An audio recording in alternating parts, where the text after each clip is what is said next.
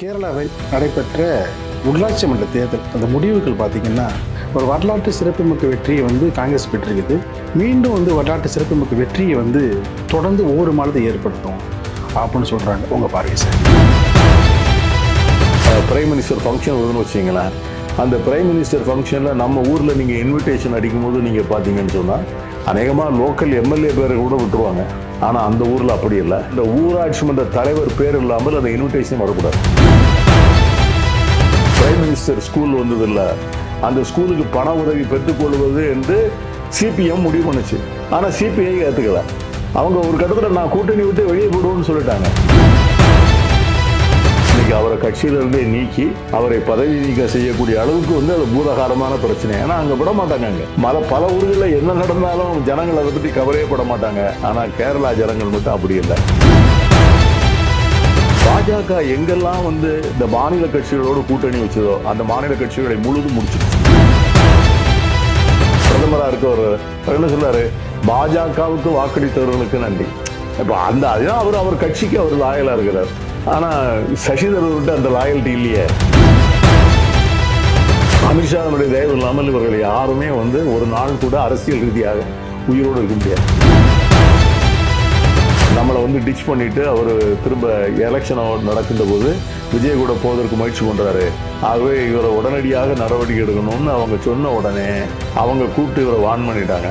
அதனுடைய விளைவு தான் இந்த ஸ்டேட்மெண்ட். பிரச்சனையே இல்லையா, ஏன்டா இதுக்கு தீர்வு? அந்த கேள்வி அந்த பதில் யாரும் சொல்லல. அதுல என்ன சார் பிரச்சனை? 4-2 தானே அவர் சொன்னாரு. இதுதான் இன்னைக்கு திருப்பரம் பண்றதுல பிரச்சனையே இல்லையாங்க. என்ன பிரச்சனைங்க? தமிழ்நாட்டினுடைய குக்கிராமங்கள்ல முதற்கொண்டு இந்த கட்சியை கொண்டு போகணும்னு முடிவு பண்ணீங்கன்னா தேர்தலை மறந்துடும்.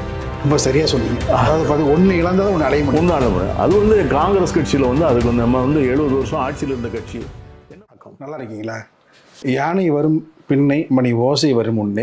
கேரளாவில் நடைபெற்ற உள்ளாட்சி மன்ற தேர்தல் அந்த முடிவுகள் பார்த்திங்கன்னா காங்கிரஸ் தலைமையிலான ஐக்கிய ஜனநாயக முன்னணிக்கு ஒரு மாபெரும் வெற்றியை ஈட்டி தந்திருக்கிறது. அதாவது இதுக்கு பிறகு நடக்க போகின்ற 2026 5 மாநில தேர்தலுக்கான ஒரு மாற்றத்துக்கான அறிகுறி. உள்ளாட்சி மன்ற தேர்தலையே ஒரு வரலாற்று சிறப்புமிக்க வெற்றியை காங்கிரஸ் பெற்றிருக்குது. மீண்டும் வரலாற்று சிறப்புமிக்க வெற்றியை தொடர்ந்து ஒவ்வொரு மாநிலத்தை ஏற்படுத்தும் அப்படின்னு சொல்கிறாங்க. உங்கள் பார்வை சார். இல்லை, இந்த முறை உள்ளாட்சி அமைப்புகளுடைய தேர்தலில் காங்கிரஸ் கட்சி பெற்றிருக்கின்ற வெற்றி ஒரு மகத்தான வெற்றி. பொதுவாக கேரளாவை பொறுத்த வரைக்கும் அரசியல் விழிப்புணர்வு உள்ள ஒரு மாநிலம். அங்கே 24 மணி நேரமும் அந்த மக்கள் அரசியல் பேசி, அரசியல் பழகி, அரசியல் சிந்தனையிலும் இருப்பாங்க. சாதாரண மக்கள் கூட அரசியல் வயப்பட்டவர்கள். பொதுவாக ஜனநாயக நிறுவனங்களை செயல்படுத்துவதில் மிக கண்ணும் கருத்துமாக இருப்பார். அங்கே அந்த ஊரில் உள்ள நீங்கள் செயல்பாடுகள், அரசாங்கத்தினுடைய பணிகள், பொதுப்பணி பணிகள், ஹைவேஸு, இதெல்லாம் நம்ம ஊரை மாதிரி யாராவது பண்ணுறாங்க நமக்கு என்னன்னு அந்த ஜனங்கள் இருக்கவே மாட்டாங்க.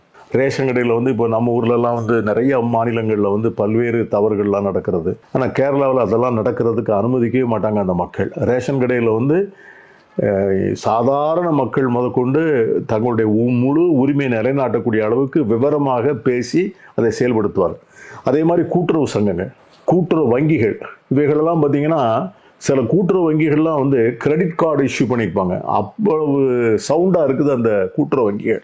இது என்ன காரணம்னு கேட்டிங்கன்னா, அந்த மக்கள் இந்த நிர்வாகத்தை நடத்துகின்றவர்கள் எப்படி இருக்க வேண்டும் என்பதில் அவங்களுக்கு ரொம்ப ஒரு தெளிவான ஒரு கண்ணோட்டம் உண்டு. பொது பணிக்கு வருகின்றவர்கள், பொது சேவைக்கு வருகின்றவர்கள் ஒழுக்கமானவர்களாக இருக்கணும், நியாயமானவர்களாக இருக்கணும், நேர்மையானவர்களாக இருக்கணும். அப்படிங்கிறத அந்த எல்லா தரப்பு மக்களும் அதில் ஒரு சின்ன ஒருங்கினங்களை கூட அவர்கள் சகிக்க மாட்டார். அந்த வகையில் பார்த்திங்கன்னா உள்ளாட்சி தேர்தல் சட்டமன்ற தேர்தல், நாடாளுமன்ற தேர்தலை விட உள்ளாட்சி மன்ற தேர்தலில் பார்த்திங்கன்னா அந்த வேட்பாளர் அவருக்கு ரொம்ப எக்ஸ்போஷர் ஜாஸ்தி. நீங்கள் அசம்பிளியில், பார்லிமெண்ட்லலாம் சின்னம், கொள்கை, பிரதமர், முதலமைச்சர், இந்த மாதிரிலாம் பலவிதமான கொள்கைகள் அதெல்லாம் வாத பொருளாகி பெரிய வாதங்கள் நடக்கும். ஆனால் உள்ளாட்சி தேர்தல் அப்படி இல்லை. லோக்கலாக இல்லை இருக்கிற லிவிங் சிவிக் கண்டிஷன்ஸு, மக்களுக்கு தேவைப்படுகிற குடிநீர் வசதி, தெருக்களில் இருக்கின்ற சுகாதாரம், இதை போன்ற பணிகள் அங்கே அந்த உள்ளாட்சி அமைப்பு வந்து உள்ள பிரசிடெண்ட்டுக்கு எவ்வளோ பெரிய மரியாதைன்னு கேட்டிங்கன்னா, நம்ம இப்போ உதாரணமாக நம்ம ஊரில் பிரசிடெண்ட் அல்லது பிரைம் மினிஸ்டர் ஃபங்க்ஷன் வருதுன்னு வச்சிங்களேன். அந்த பிரைம் மினிஸ்டர் ஃபங்க்ஷனில் நம்ம ஊரில் நீங்கள் இன்விடேஷன் அடிக்கும்போது நீங்கள் பார்த்தீங்கன்னு சொன்னால் அநேகமாக லோக்கல் எம்எல்ஏ பேரை கூட விட்டுருவாங்க. ஆனால் அந்த ஊரில் அப்படி இல்லை. அந்த ஊராட்சி மன்ற தலைவர் பேர் இல்லாமல் அந்த இன்விடேஷன் வரக்கூடாது.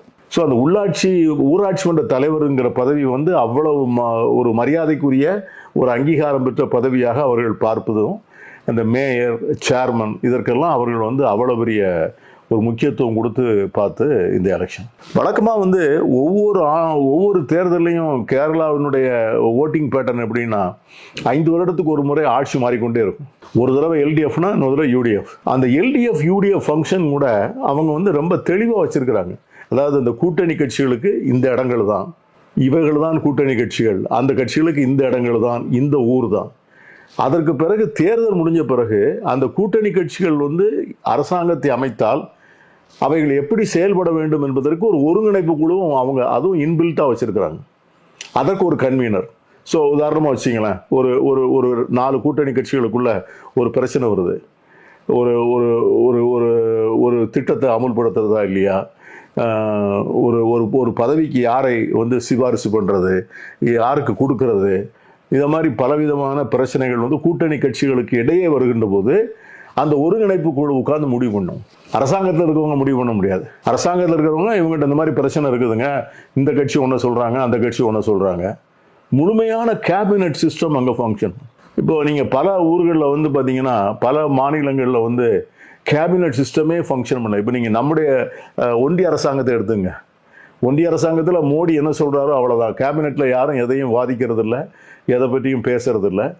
அமித்ஷா சொல்லிட்டாருன்னா முடிஞ்சு போச்சு, மோடி சொல்லிட்டா முடிஞ்சு போச்சு. இதே போல் பல மாநிலங்களில். ஆனால் கேரளாவில் எல்லாம் அப்படி முடியாது. அரசாங்கத்தினுடைய ஒவ்வொரு திட்டமும் ஒவ்வொரு நிதி ஒதுக்கீடும் கேபினெட்டுக்கு வரணும், முழுமையாக வாதிக்கப்படணும், அதில் வந்து ஓட்டெடுப்புக்கு விடப்படணும். அதில் வந்து நீங்கள் சிபிஎம்முக்குள்ளே பெரிய தகராறு இருந்துருச்சு. இப்போ நீங்கள் இடையில வந்து பார்த்தீங்கன்னா அரசாங்கத்துக்கு வந்து இந்த நிதி உதவி, இந்த நியூ எஜுகேஷனல் பாலிசியை அறிமுகப்படுத்த அந்த பிரைம் மினிஸ்டர் ஸ்கூல் வந்தது இல்லை, அந்த ஸ்கூலுக்கு பண உதவி பெற்றுக்கொள்வது என்று சிபிஎம் முடிவு பண்ணுச்சு. ஆனால் சிபிஐ ஏற்றுக்கலை. அவங்க ஒரு கட்டத்தில் நான் கூட்டணி விட்டு வெளியே போடுவோன்னு சொல்லிட்டாங்க. எல்டிஎஃப்லேயே அவ்வளோ பிரச்சனை, எல்டிஎஃப்க்குள்ள அவ்வளோ பிரச்சனை. ஸோ இதை போல அதே மாதிரி வந்து யூடிஎஃப்குள்ளேயும் காங்கிரஸ்லேயும் பெரிய விழிப்புணர்வு. இப்போ ஒரு எம்எல்ஏ வந்து அவர் வந்து யூத் காங்கிரஸ் பிரசிடென்ட், மாநில இளைஞர் காங்கிரஸுடைய தலைவர். அவர் வந்து ஒரு பெண்ணோட தவறாக நடந்துக்கிட்டாருன்னு ஒரு புகார் வந்த உடனே அது வந்து பெரிய விஷயமாகி அது பல போராட்டங்கள் நடத்தப்பட்டு இன்னைக்கு அவரை கட்சியிலிருந்தே நீக்கி அவரை பதவி நீக்கம் செய்யக்கூடிய அளவுக்கு வந்து அது பூதகாரமான பிரச்சனை. ஏன்னா அங்கே விட மாட்டாங்க. அங்கே பல ஊர்களில் என்ன நடந்தாலும் ஜனங்கள் அதை பற்றி கவலையே பட மாட்டாங்க. ஆனால் கேரளா ஜனங்கள் மட்டும் அப்படி இல்லை. அந்த விழிப்புணர்வின் காரணமாகத்தான் இப்போ அவங்க இந்த மாதிரி பல மாற்றங்கள் வேணும்னு நினச்சிருக்கிறேன். இது வந்து சாதாரணமாக ஒரு மாற்றமாக வந்து கடந்து போக முடியாது. இது வந்து பார்த்தீங்கன்னா 2026க்கான ஒரு மாபெரும் வெற்றிக்கான ஒரு அறிகுறி. இது இந்த அங்கே ஏற்பட்டிருக்கிற விஷயம் வந்து அருகில் இருக்க மாநிலங்கள், அதாவது பார்த்தீங்கன்னா புதுச்சேரி, அதாவது மேற்கு வங்கம், அசாம், இந்த மாதிரி மாநிலங்களில் அது வந்து எதிரொலிக்கும். மாற்றத்துக்கான ஒரு விதையை வந்து கேரளாவில் வந்து இல்லை, அது வந்து நம்ம வந்து அப்படியும் எடுத்துக்கொள்ளலாம். அது என்னன்னு கேட்டிங்கன்னா, இப்போ இந்த 2 எலெக்ஷனுக்கு இடையில நீண்ட இடைவெளி இருந்ததுன்னா அது தப்பாக போயிடும். இப்போ வந்து உள்ளாட்சி தேர்தல் முடிஞ்சு ஒரு 2 வருஷம் கழித்து அசம்பிளி எலெக்ஷன் வந்துன்னு வச்சுங்க, அதற்குள்ளே வந்து இந்த உள்ளாட்சி மன்ற பிரதிநிதிகள் மேலே ஏகப்பட்ட கெட்ட பேர், அதை செய்யலை இதை செய்யலை, அந்த வாக்குறுதி கொடுத்தாங்க இந்த வாக்குறுதி கொடுத்தாங்க. ஆனால் இப்போ அந்த கேப் இல்லை. ஒரு 6 மாதத்துக்குள்ளே இப்போ தேர்தல் வருது. ஸோ அந்த 6 மாதத்துக்குள்ளே தேர்தல் வர்றதுனால நிச்சயமாக வந்து இந்த முடிவுகள் வந்து சட்டமன்ற தேர்தல் எதிரொலிக்கும் அப்படிங்கிறத நம்ம முழுமையாக நம்ப முடியும். 2வது, புதிதாக தேர்ந்தெடுக்கப்பட்டிருக்கிற மக்கள் பிரதிநிதிகள் வந்து காங்கிரஸ் கட்சியினுடைய தலைமையில் இருக்கிற கூட்டணிக்கு ஒரு மிகப்பெரிய வலுவான செயலாற்றம் செய்வார்கள். ஏன்னா அவங்க கையில் பஞ்சாயத்து இருக்குது, அவங்க கையில் கார்பரேஷன் இருக்குது, அவங்க கையில் முனிசிபாலிட்டி இருக்குது. அதனால் நிறையா திட்டங்களை அமுல்படுத்த முடியும், மக்களுக்கு உடனே என்ன ஒன்று செய்து கொடுக்க முடியும். அதனால் அந்த மாதிரி செயல்பாடுகள் வந்து சட்டமன்ற தேர்தலில் காங்கிரஸ் கட்சிக்கு ரொம்ப ஆதரவாக இருக்கும், இந்த யூடிஎஃப்க்கு. ஆகவே நிச்சயமாக அந்த மாற்றம் வரும். அதனுடைய எதிர்வரி வந்து இப்போ அண்டை மாநிலங்களான பாண்டிச்சேரி, தமிழ்நாட்டிலையும் நிச்சயமாக எதிரொலிக்கும். அது எந்த மாற்று கருத்து, அந்த மாற்று கருத்து இல்லை. அது நம்ம எடுக்க போகிற அந்த வியூகம் வந்து ரொம்ப தொலைநோக்கு வீக்கத்தோடு அமைக்கப்பட்டால் நிச்சயமா. அதாவது இந்த தேர்தல் வந்து இப்போ வரக்கூடிய சட்டமன்ற தேர்தல் வந்து பார்த்தீங்கன்னா எல்லாமே வந்து நான் பிஜேபி கவர்மெண்ட் இருக்கிற முக்கியமான மாநிலங்கள். வெஸ்ட் பெங்கால், அங்கே மமதா பானர்ஜி, தமிழ்நாடு திராவிட முன்னேற்ற கழகம், இங்கே வந்து மார்க்சிஸ்ட் கம்யூனிஸ்ட் கட்சி. இன்னைக்கு மோடியையும் பாஜகவையும் வலதுசாரி பாசிசத்தையும் நெஞ்சுக்கு நேர் முழுக்க முழுக்க எதிர்க்கிற கட்சிகள் வந்து தான் இந்த 3 மாநிலத்திலையும் ஆட்சியில் இருக்கு. அது வந்து இப்போ பினராயி விஜயனை வந்து நம்ம செயல்பாடுகள் அரசாங்க நிர்வாகத்தில் வேணால் நம்ம குறை சொல்லிக்கலாமே ஒழிய ஒன்றிய அரசினுடைய பாசிச அரசியலை, மதவாத அரசியலை எதிர்ப்பதில் அவர் வந்து கொஞ்சம் கூட தயங்காதவர். முழு நேரமாக சித்தாந்த ரீதியாக மார்க்சிய கம்யூனிஸ்ட் கட்சி அவர்களை எதிர்க்கிறார். திராவிட முன்னேற்ற கழகத்தை பற்றி நம்ம சொல்லி தெரிய வேண்டிய அவசியம் இல்லை. இன்னைக்கு இந்தியாவிலே வந்து ஒரு மாநில முதலமைச்சர் வந்து மிக வலுவாக பிரதமர் மோடியையும் அவர் கொண்டு வருகிற மாநில உரிமைகளுக்கு எதிரான திட்டங்களையும் எதிர்க்கிறார் என்று சொன்னால் அது தமிழக முதலமைச்சர் தான் அப்படிங்கிற அந்த அங்கீகாரத்தை பெற்றிருக்கிறார். அதே மாதிரி மமதா பானர்ஜியை வந்து அந்த ஆட்சி கட்டிலிருந்து அகற்ற வேண்டும் என்பதற்காக பாஜக வந்து பெரிய திகிடுதத்த வேலைகள்லாம் செய்யுது. பெக் பாரோ ஆர் ஸ்டீல்னு ஆங்கிலத்தில் சொல்வார்கள். அங்கே என்னதான் கிடையாது. அதுவும் வந்து அங்கே சப்ஸ்டான்ஷியலாக முஸ்லீம்ஸ் இருக்கிறதுனால எங்கெல்லாம் வந்து இஸ்லாமியர்கள் இருக்கிறார்களோ அங்கெல்லாம் வந்து வகுப்புவாத அரசியலை வந்து அளவுக்கு அதிகமாக வளர்க்க நினைக்கிறது பாஜக. அந்த 2 சமூகங்களை வந்து எதிரிகளாக கட்டமைத்து இந்துக்களுக்கு எதிரிகள் இஸ்லாமியர்கள், இஸ்லாமியர்களுக்கு எதிரிகள் இந்துக்கள் என்று சொல்லி அவர்களை வந்து மோத விட்டு அதை வந்து அந்த மோதலின் காரணமாக அவர்கள் மக்கள் பெறுகின்ற போது ஒரு சிறப்பு மக்களை தங்களுடைய வாக்கு வங்கியாக எடுத்துக்கொள்வது தான் அவங்களுடைய அணுகுமுறை பாஜக. ஸோ அங்கே வெஸ்ட் பெங்கால், தமிழ்நாடு, கேரளா, ஸோ இந்த 3 மாநிலத்திலையும் வரக்கூடிய தேர்தல் முடிவுகள் வந்து ரொம்ப உன்னிப்பாக கவனிக்க வேண்டிய முடிவுகள். இதில் கேரளாவில் வந்து என்ன வந்து ஒரு தனித்துவம் அப்படின்னு கேட்டிங்கன்னா, கேரளாவில் வந்து எதிர்கட்சியும் ஆளுங்கட்சியும் மதச்சார்பற்ற கட்சிகள். அது ஒரு சிறப்பு ஒரு விஷயம். அது ஒரு விஷயம். ஏன்னா அங்கே வந்து அதனால தான் பாஜக அங்கே ஸ்பேஸ் இல்லை. இங்கே வந்து அப்படி இருந்ததை தான் இன்னைக்கு வந்து பாஜக என்ன செய்துட்டாங்க, கொஞ்சம் கொஞ்சமாக வந்து அதிமுகவை வந்து கைவசப்படுத்தி கொண்டார். அதிமுகவுடைய ஸ்பேஸை எடுக்கணுங்கிறதுல ரொம்ப திட்டம் தீட்டி அதை வந்து அதற்கான சதுரங்க காய்களை எல்லாம் நகர்த்தி ஒரு வியூகம் வகுத்து அப்படியே எடப்பாடி பழனிசாமியை கொண்டாந்து ஒரு இடத்துக்குள்ளே உட்கார வச்சு அவரை வந்து இந்த அலையன்ஸை விட்டு வேற வழி இல்லைங்கிற மாதிரி ஒரு நிர்பந்தத்தை உண்டாக்கி அதை இன்னும் கொஞ்சம் கொஞ்சமாக பாஜகவை வந்து கபலீகரம் பண்ணுவதற்கான முயற்சிகளை வந்து நடைமுறைகளை வந்து துவங்கி விட்டார்கள். அது அவ்வளவு சீக்கிரம் இங்கே எளிதாக நடக்குமா சார்? ஏன்னா இல்லை, அதாவது வந்து நான் என்ன சொல்கிறேன் அப்படின்னா, அவர்களுடைய அவங்க பாஜக எங்கெல்லாம் வந்து இந்த மாநில கட்சிகளோடு கூட்டணி வச்சதோ அந்த மாநில கட்சிகளை முழுதும் முடிச்சிருச்சு. நீங்கள் வந்து ஜம்மு அண்ட் காஷ்மீரில் முஃப்திஃபா முகமது கூட அவங்க வந்து கூட்டணி வச்சாங்க. இப்போ அந்த கட்சியே இதில் ஒன்றும் இல்லாமல் போயிடுச்சு. ஒரிசாவில் நவீன் பட்நாயக் கூட கூட்டணி வச்சாங்க. அந்த கட்சி வந்து ஒன்றும் இல்லாமல் போயிடுச்சு. பீகாரில் வந்து நிதிஷ்குமார் பேருக்குத்தான் முதலமைச்சரை ஒழிய அவற்றை எந்த இலாக்காவும் அதிகாரமுள்ள இலாக்கா அவற்றை எதுவுமே இல்லை, அவருடைய கட்சியிலையும் இல்லை. அதே மாதிரி ஆந்திராவில் வந்து ஜெகன், கர்நாடகாவில் வந்து நம்முடைய பழைய முதலமைச்சர் பழைய பிரதமர் தேவகவுடா.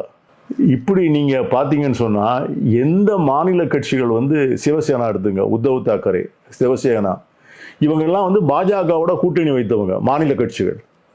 ஆனால் பாஜகவோட கூட்டணி வைத்த அதே காரணத்திற்காக இதே மாதிரி நார்த் ஈஸ்டில் நிறையா கட்சிகள் போயிடுச்சு. வடகிழக்கு மாநிலங்களில் வந்து அவங்க வந்து கூட்டணின்னு முதல்ல போய் சேர்றது, பிறகு அந்த கட்சி அப்படியே கபலீகரம் பண்ணிடுறது. அந்த வரிசையில் தான் இப்போ வந்து அதிமுக நிற்குது. ஸோ நம்ம வந்து 100 உதாரணங்கள் இருக்குது.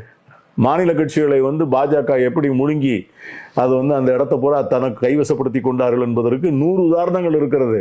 அதெல்லாம் மீறி அதிமுக வந்து அதையெல்லாம் மீறி பாஜகவை வென்று விடும்னு சொல்வதற்கு அதற்கான லீடர்ஷிப் இல்லை. இப்போ ஜெயலலிதாவா இருக்காங்க, அந்த எம்ஜிஆர் இருக்காரா. ஸோ எடப்பாடி பழனிசாமி அவர்கள் வந்து ஒவ்வொரு நாளும் உயிர் வாழ்வதே அரசியல் ரீதியாக பொலிட்டிக்கல் எக்ஸிஸ்டன்ஸ். அதே வந்து இன்னைக்கு அமித்ஷா சொன்னால் தான் நடக்கும். அமித்ஷாவினுடைய தயவு இல்லாமல் இவர்கள் யாருமே வந்து ஒரு நாள் கூட அரசியல் ரீதியாக உயிரோடு இருக்க முடியாது. பொலிட்டிக்கலாக நான் சொல்கிறது, அது அவங்க அரசியலே வந்து அவருடைய தயவில் தான். இன்னைக்கு வந்து தினகரன் வந்து அவர் வந்து அமித்ஷாவுடைய அனுமதி இல்லாமல் இப்படி பேச முடியுமா? இன்னைக்கு ஓபிஎஸ் வந்து தன்னுடைய மாவட்ட செயலாளர் கூட்டத்தை தள்ளி போடுறாரு, அமித்ஷாட்ட கேட்டுட்டு தான் தள்ளி போடணும்னு சொல்கிறாரு. ஸோ இந்த மாதிரி ஒரு சூழ்நிலையில் கேரளா அரசியல் மட்டும் மாறி நிற்கிறது. கேரளாவில் வந்து பாஜகவுக்கு இடமில்லை. ஒரு பக்கம் வலுவான யூடிஎஃப், இன்னொரு பக்கம் வலுவான எல்டிஎஃப்.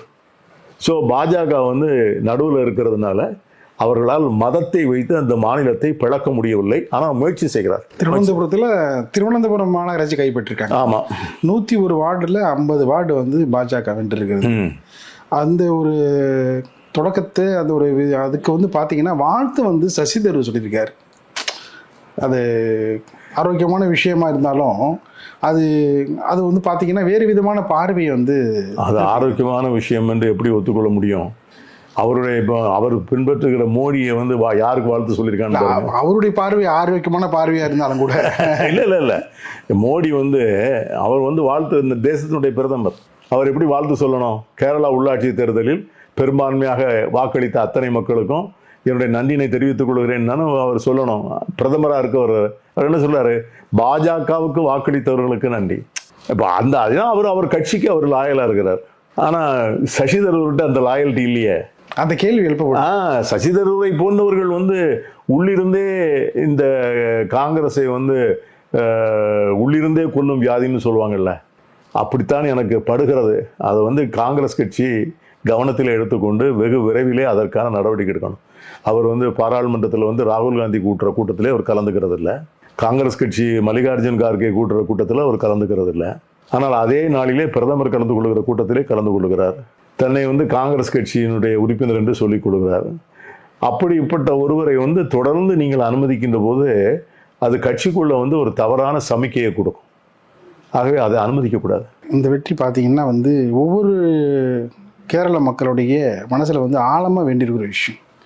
இன்னொரு பக்கம் பார்த்தீங்கன்னா புதுச்சேரிலையும் பார்த்தீங்கன்னா இது போன்ற ஒரு நிலை வந்து வருவதற்கான வாய்ப்பு இருக்குது. மீண்டும் வந்து அங்கே காங்கிரஸ் வந்து ஆட்சி அமைக்கிறமான சூழல் வந்து இருக்குது. உரிய முறையில் அந்த கட்டமைப்பு, உரிய முறையில் அந்த கூட்டணி இருந்தால் அதற்கான சாத்தியக்கூறுகள் இருக்குது.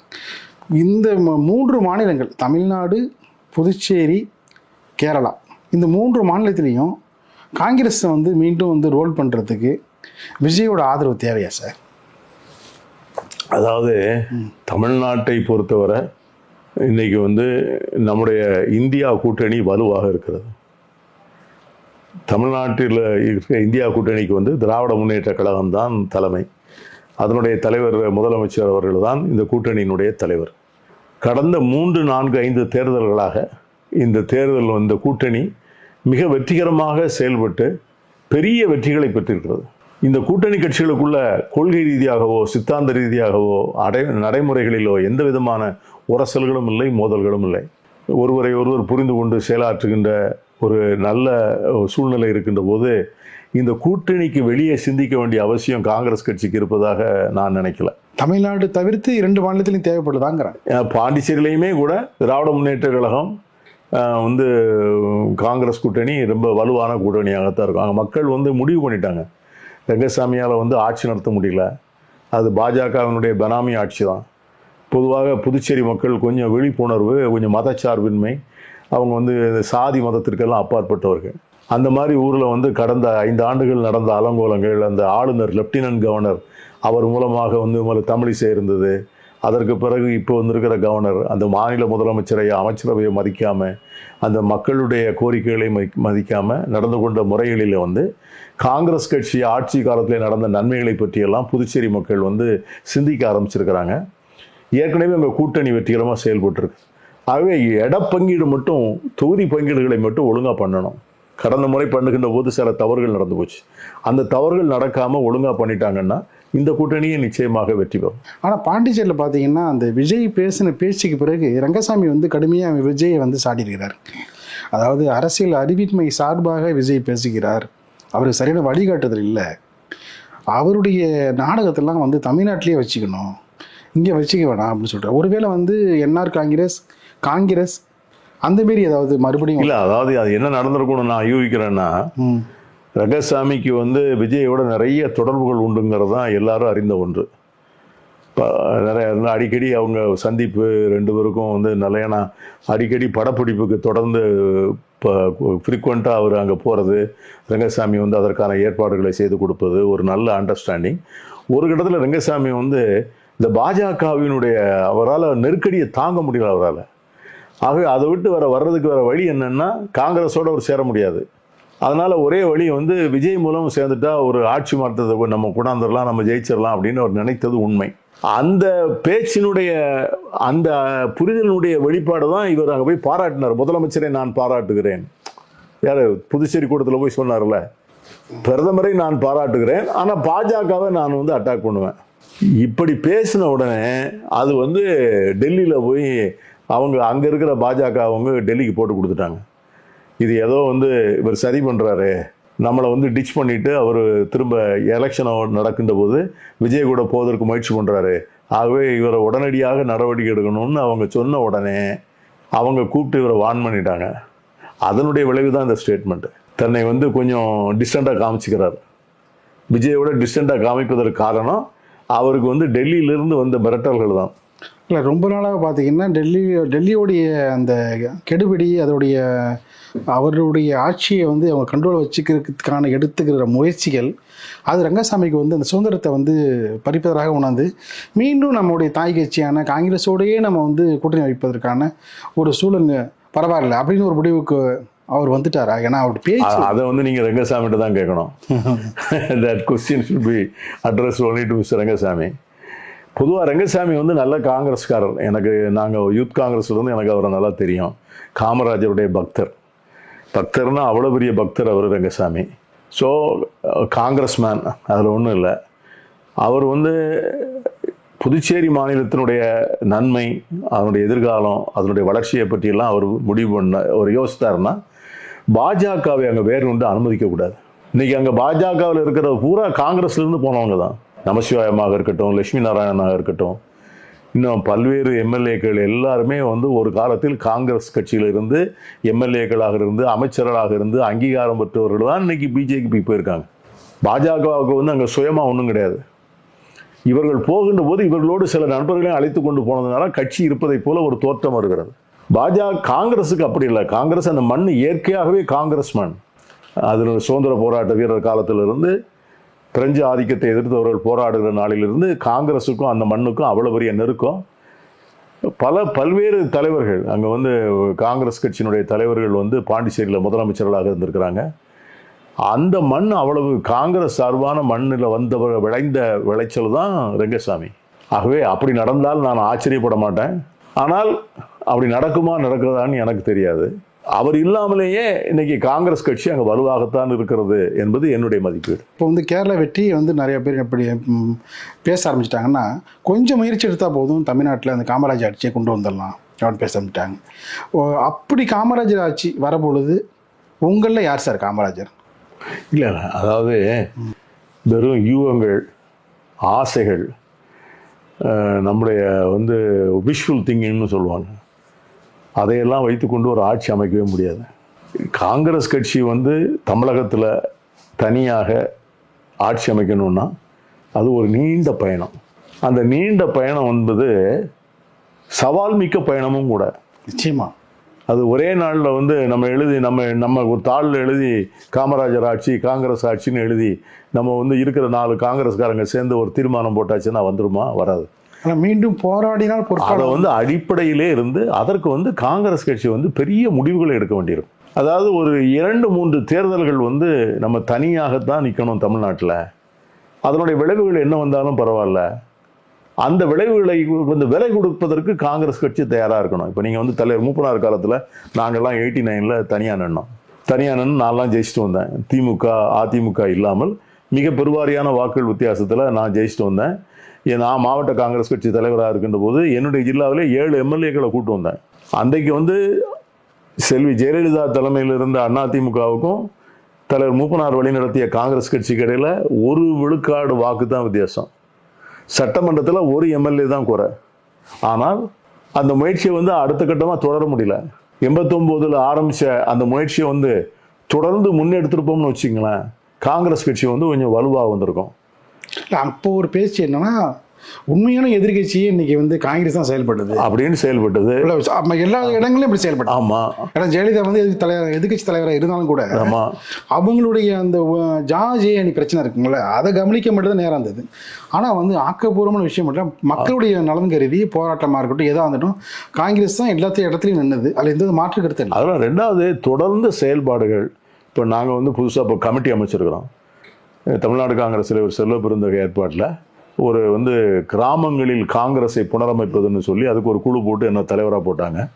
நாங்கள் வந்து வார்டு கமிட்டியிலேருந்து நகர காங்கிரஸ் கமிட்டி, பேரூராட்சி கமிட்டி, கிராம காங்கிரஸ் கமிட்டி, மாநகராட்சி வார்டு கமிட்டி, ஒன்றிய காங்கிரஸ் கமிட்டி, இப்படி எல்லா வார்டுகளெல்லாம் அமைச்சு ஒரு 24,000 கமிட்டி மொத்தம் வருது. அதில் வந்து ஏறக்குறைய 17,000 18,000 கமிட்டி அமைச்சிருக்கிறோம். ஒவ்வொரு கமிட்டிலையும் ஒரு 10-15 பேர் இருக்கிறாங்க. அப்போ பார்த்தீங்கன்னா எங்கிட்ட வந்து இன்னைக்கு சத்தியமூர்த்தி பவனில் வந்து நீங்கள் பார்த்தீங்கன்னா ஒரு 2.5 லட்சம் பேர் முகவரி, மொபைல் ஃபோன், காங்கிரஸ் கட்சியில் என்ன பொறுப்பு, இதை வந்து எங்கள்கிட்ட வந்து டாக்குமெண்ட் பண்ணி எல்லாம் வச்சுருக்கிறோம். இப்போ அடுத்த கட்டமாக இவங்களுக்கு எப்படி வேலை கொடுப்பீங்க?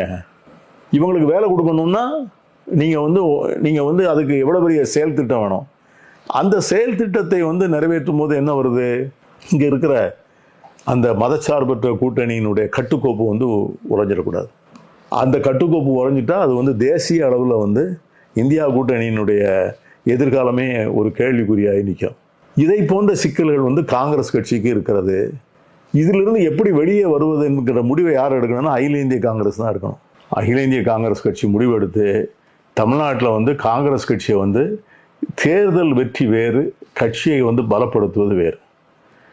கட்சியை பலப்படுத்துவது, கட்சியை வந்து கீழே இருந்து கட்டி அமைப்பது, அதை வந்து nook and corner of the state, தமிழ்நாட்டினுடைய குக்கிராமங்களில் முதற்கொண்டு இந்த கட்சியை கொண்டு போகணும்னு முடிவு பண்ணிங்கன்னா தேர்தலை மறந்துடும்.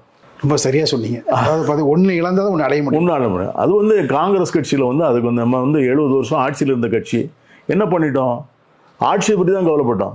குட் கவர்னன்ஸ் கொடுத்தோம், நிறையா திட்டங்கள் கொடுத்தோம், ஏழை எளிய மக்களுக்கு நிறைய நலத்திட்டங்களை கொடுத்தோம், பலவிதமான உரிமைகளை கொடுத்தோம்.